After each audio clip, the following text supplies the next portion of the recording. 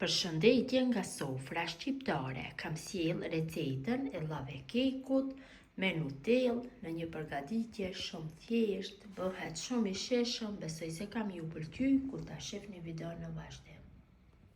Filloj me përgatitjen e kësaj ëmbëlsire shumë të sheshme, cila shumë shkon gjatë kohërave të ftohta dhe gjatë kohërave të nxehta. Gjatë kohërave të ftohta shkon shumë me pemë të ndryshme, kurse gjatë kohërave të nxehta shkon shumë me akullore.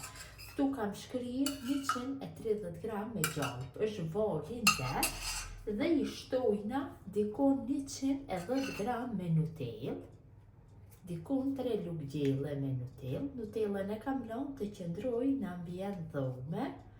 Të njëjtën recetë mund ta bëni edhe me çokoladë, mirë po me Nutellë do del shumë më e mirë.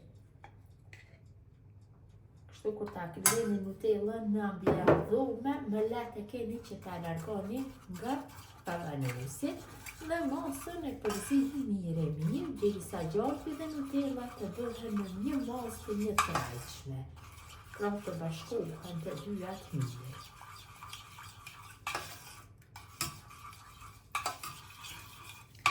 Pasi kam përzier masën mirë, e lënë në një skaj tavolinës punës që të pushoj për 10 minuta. Tash marrim këto pjatat ku do e kaloj masën për pjekje.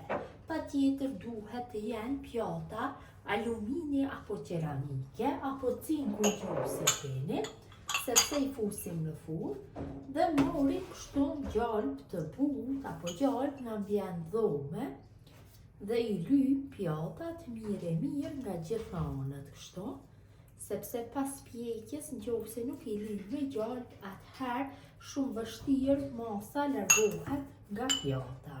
Në këtë mënyrë bëj lyerjen e gjithë pjatave, kështu i lyjm mirë, mundohem çdo pjesë apo brendësinë e pjatës ta lij nga gjitha anët.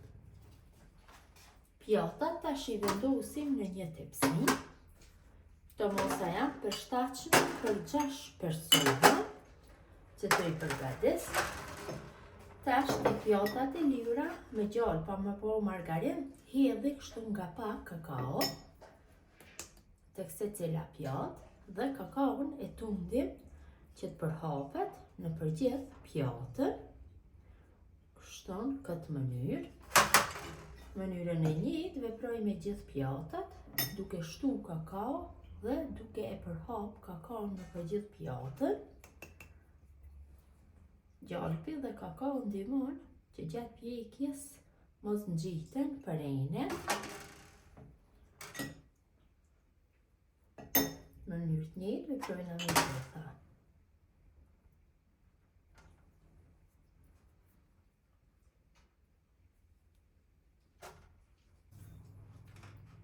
Kam lyer gjithë pjatat me kakao, tash marr masën, ka pushu për 10 minuta, ja shtoj katërvezë,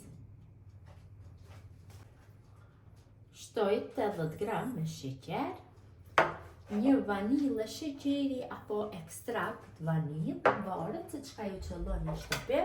Mirë po me ekstrakt vanilë më shumë do ketë aromë. Tash me një tel kuzhine masën e përzin mirë.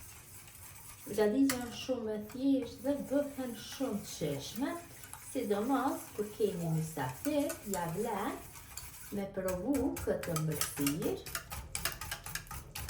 sepse shumë pak kohë merr për përgatitje.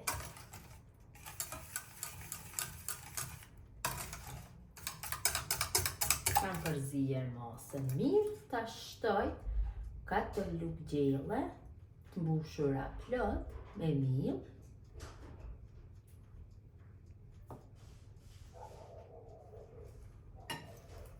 Ja shtoj dhe një lugë të vogël me pluhur për pjekje. Dhe masën e përzij mirë që mielli mos ngele topfat. Mundohem që ta fitojmë një masë të njëtrajtshme. Kështu me mikser apo me tel kuzhine përzijmë masën mirë.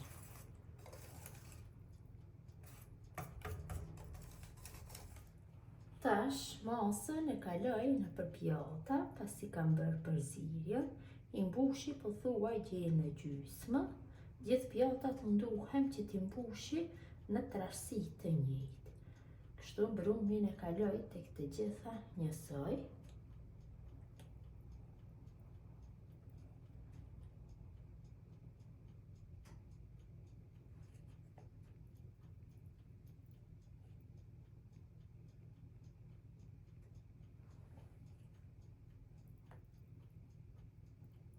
Brumin e kam kalu në përpjata, tash tek secila shtoj kështu nga pak çokoladë milka.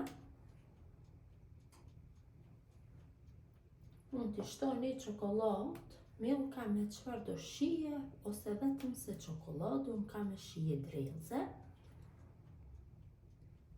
Dhe ëmbëlsira është gati për pjekje, gjatë kohës përgatitjes e kam nxjerr furrën në 220 gradë. Në momentin që do i vendosi në furrë llava kekin, do e ndali temperaturën në 180 gradë dhe në atë temperaturë do e pjeki për rreth 12 minuta.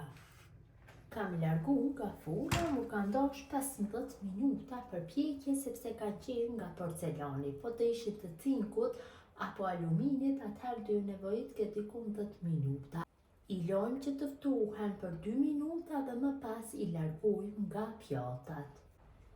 Unë do i servoj kështu me pemë, morim pak me kujdes që mos digjemi dhe e largujmë kështu me majët gishtave, ëmbëlsirën nga pjata dhe e kaloj kështu në enën ku do e servoj. Ka dalë shumë mirë. Në këtë mënyrë i largojmë gjithat nga pjata, vetëm se kujdes që mos digjemi.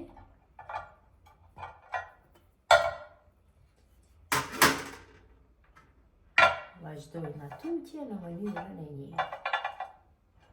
I dekoroj me sheqer pluhur. Bëhet një pamje shumë e mirë nga sheqeri pluhur.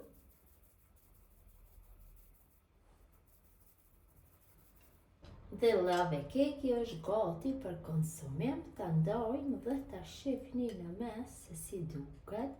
Ja si duket mesi. Vërtet ka dalë shumë mirë. Gjithë ju motra që përgatisni në këtë mënyrë llave kek, ju bëft mirë. Ju faleminderit që ndani kohë vazhdimisht për recetat e mia, jepni komente të bukura, mirëmbëjtje nga sofra shqiptare deri në recetën e radhës.